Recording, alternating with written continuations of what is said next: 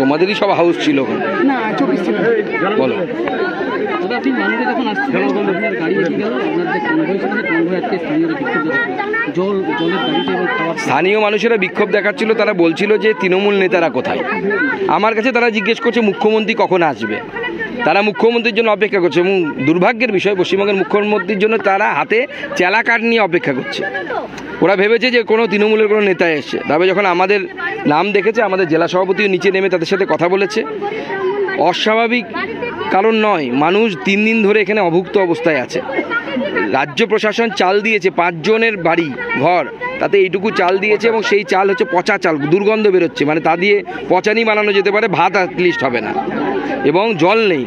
আমাদের জেলা সভাপতিকে আমি নির্দেশ দিয়েছি কালকে আমাদের জেলা সভাপতি একদিন আমাদের প্রিপারেশনের টাইম লাগবে, কালকে আমরা চাল ডাল এবং জল ওই এলাকায় পৌঁছে দেবো। এখন আমরা কিছু জল দিচ্ছি, সেখানে আমাদের কাছে জল চেয়েছে, আমরা জল পৌঁছে দেবো।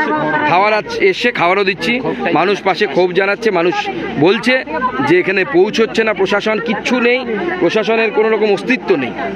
মুখ্যমন্ত্রী বা তার দলের লোকেদেরকে খুঁজে পাওয়া যাচ্ছে না, প্রধানকে খুঁজে পাওয়া যাচ্ছে না, সে তারা লাপাতা হয়ে গেছে, কোথায় চলে গেছে, যারা গুমনামি বাবা হয়ে গেছে, এমন অবস্থা। সেখানে বন্যা হচ্ছে, সেখানে আসছে না, আড়াই ঘুরছে, ভয় পাচ্ছে মানুষের সামনাসামনি করতে।